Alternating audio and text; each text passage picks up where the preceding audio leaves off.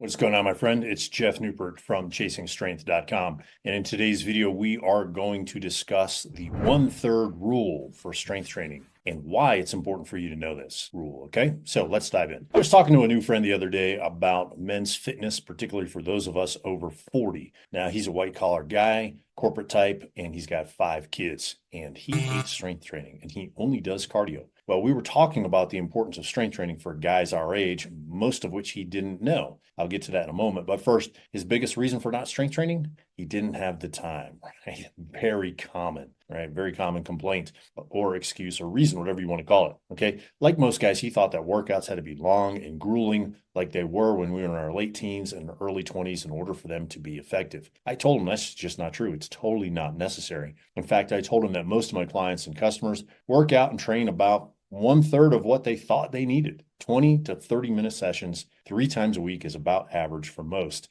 And that shocked him, quite honestly. And that's because 60 to 90 minutes a week is about 1/3 of the work that most guys think they need to do, which is 60 to 90 minutes a day in the gym, slinging the iron at least 3 times a week. And for many, it's more. They think 4 to 5 times a week. Now, I've coined this the 1/3 rule. In fact, you probably only need to strength train 1/3 of the time that you think you need to. In fact, many guys are still under the false assumption that they have to train like Arnold recommended back in his Encyclopedia of Bodybuilding, which was published in the late 1980s, early 1990s, which was 2 hours a day, 6 days a week. Look, we just don't have time for that. And most of us aren't using the drugs. In fact, I'm not using the drugs. I don't know any of the guys my age or my friends who are using the drugs that Arnold used in his early 20s to achieve that physique. Okay. Right. And most importantly, it's just not necessary to train that way. In fact, one of my favorite studies in the past 15 years by,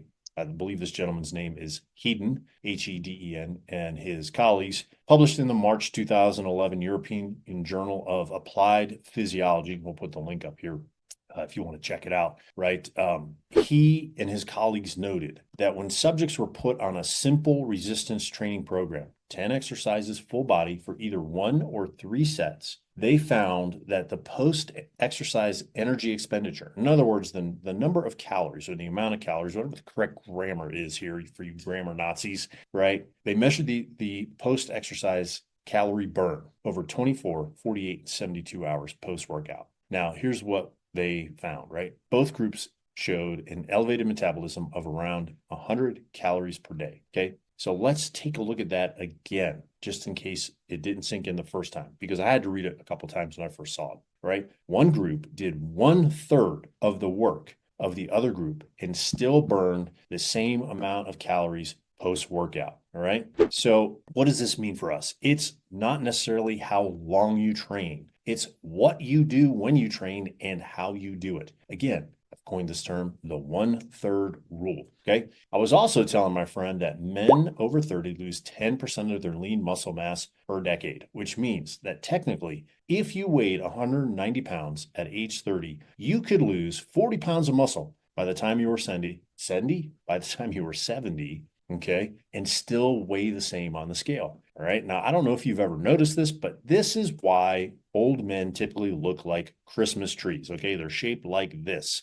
All right. Now we're at the top, wide at the bottom. And that's because they lose muscle and replace it with fat over the course of 2, 3, 4 decades because they don't strength train to build muscle. So I was telling my friend, you could simply set up an easy circuit, something like the following. Okay. So you do upper push, upper pull, followed by legs, and you rest about 60 seconds between each set or each exercise. Okay. Then you can train your muscles and your heart and your lungs. And yes, I'm aware that traditional strength training is not the best cardiovascular exercise, right? But short duration kettlebell ballistic repeats can be great cardiovascular exercise as well as a decent muscle builder. All right. So essentially what you do is you sprint hard for a short period of time and then you rest. When you do that, your heart rate elevates, then decreases during your rest periods without the strain of traditional strength training. Okay. And you can even build muscle when you use the correct kettlebell ballistics, right? As we've proven time and time again,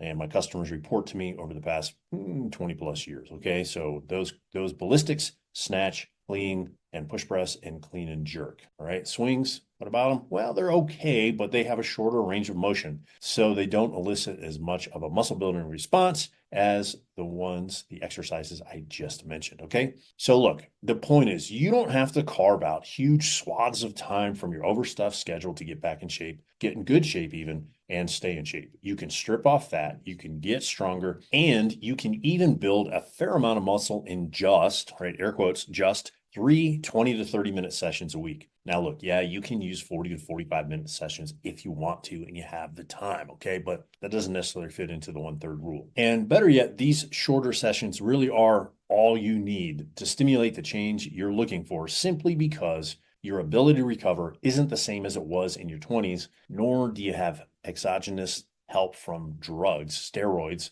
performance-enhancing drugs like Arnold did back in his 20s, okay? So at the end of the day, remember the 1/3 rule, right? Apply it so you can eliminate any excuses that might pop up that you might have for not taking care of yourself. I'll leave a link in the description below for kettlebell workout programs that follow the 1/3 rule. All right. Hopefully you found this video helpful. If you did, click the like button, smash the subscribe button, share it with a friend, leave a comment in the description below. Until next time, my friend, stay tuned.